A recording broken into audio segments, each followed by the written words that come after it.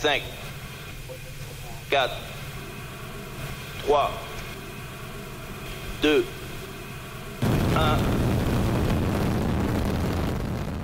Bonsoir, bienvenue dans Histoire d'Outre-mer.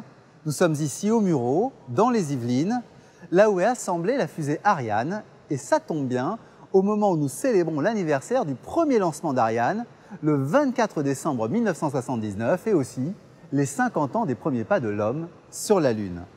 Je vous propose une soirée exceptionnelle sur la conquête spatiale.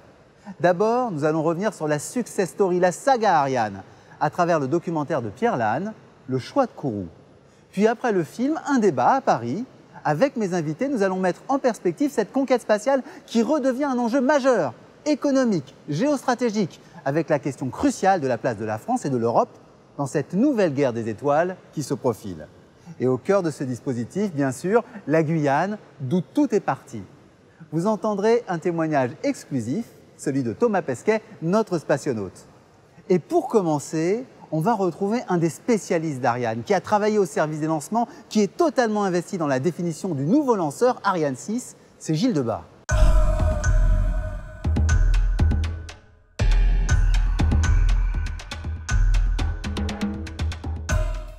Bonsoir Gilles Debat. Bonsoir. On est ici chez Ariane Group, sur le site des Mureaux, dans le hall où s'effectue la construction, on pourrait dire, de ce lanceur. Est-ce que vous pouvez nous expliquer ce qu'on fait ici à partir de ce modèle? Alors, ici, vous voyez le lanceur Ariane 5 complet. Ici, nous construisons l'étage principal cryogénique, c'est-à-dire la partie vraiment centrale du lanceur, entre ces deux propulseurs à poudre, son étage supérieur qui est fait à Brême, et la partie supérieure avec la charge utile qui arrive bien entendu à Kourou, juste avant le lancement. Alors cette partie qu'on voit avec des briques, c'est celle qui est derrière nous. Ça correspond à quoi, ces petits carrés, ces petites briques? Alors ces petits carrés, ces petites briques correspondent en fait à la protection thermique que nous mettons sur le réservoir. À l'intérieur d'une Ariane 5, il y a des liquides à très basse température, de l'hydrogène liquide, moins 250 degrés, et de l'oxygène liquide qui est extrêmement froide également. Donc il faut la protéger, il faut les protéger de l'environnement extérieur, de la Guyane en particulier, où il fait assez chaud. Donc là, c'est une fusée Ariane 5.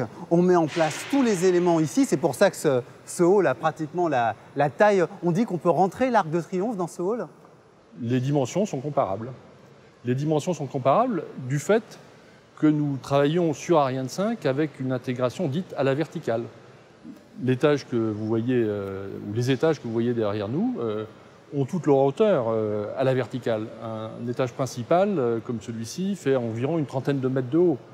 Si nous rajoutions les étages supplémentaires, l'étage supérieur cryotechnique, par exemple, d'Ariane 5, puis la coiffe, on culminerait à 55 mètres, 60 mètres, c'est-à-dire à peu près la hauteur, effectivement, de l'Arc de Triomphe. Alors Gilles Debat, tous ces éléments en kit, oui. On va les envoyer à Kourou. Comment ça se passe? Alors, ce kit, cet étage principal, cryotechnique, complètement assemblé, prêt à être utilisé, dans son conteneur, part directement d'ici, sur la Seine, puis à travers, grâce à un bateau au départ du Havre, arrive en Guyane. Kourou est déjà ici, d'une certaine manière, et il y a une continuité parfaite entre ici et la Guyane. En Guyane, on assemble les grands modules.